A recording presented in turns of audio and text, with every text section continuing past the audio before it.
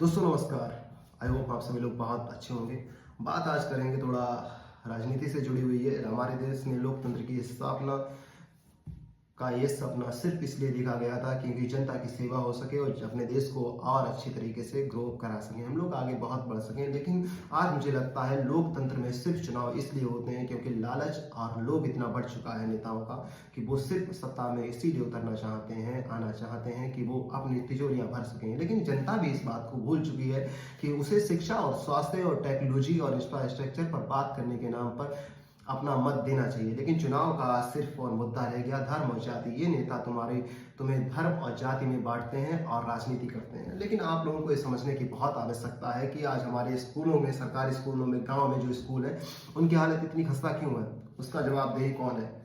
जनता, नेता नहीं, बिल्कुल इसका जवाबदेही हम खुद हैं। क्योंकि 5 साल में हमें मौका मिलता है अच्छे नेताओं को चुनने का जो धर्म और जाति से ऊपर उठ के शिक्षा और स्वास्थ्य की बात करें। लेकिन हम लोग उन सभी मुद्दों से भटक कर जाति और धर्म के नाम पर जो नेता आता है उसको चुन लेते हैं। अभी अभी बात हो गई जो भी इलेक्शन हुआ बिहार का, और अब आने वाला 27 का चुनाव यूपी में है, और उसमें भी लोग अभी से जाति धर्म के नाम पर अपना मत मांगने के लिए जुट गए हैं। पार्टियां भी टिकट उसी हिसाब से देती हैं जो जाति और धर्म में बांट सके और ज्यादा से ज्यादा मत ला सके। कोई शिक्षा और स्वास्थ्य की बात करना नहीं चाहता। इसका बदलाव हमारे और आपके एक कदम उठाने से होगा। एक कदम उस ओर उठाएं जो शिक्षा और स्वास्थ्य की बात करे।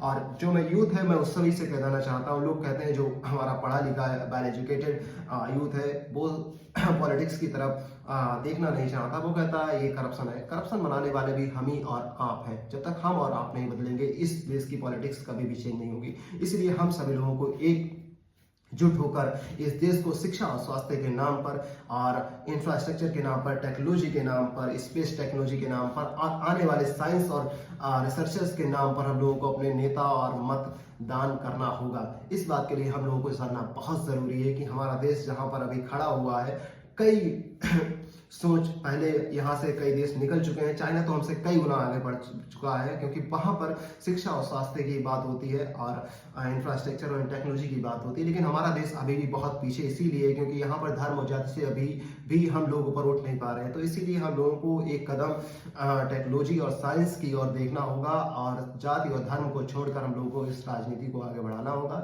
अपने देश की राजनीति का हाल शिक्षा और स्वास्थ्य के नाम पर तय होना चाहिए, ना कि धर्म और जाति के नाम पर। तब तक के लिए आप सभी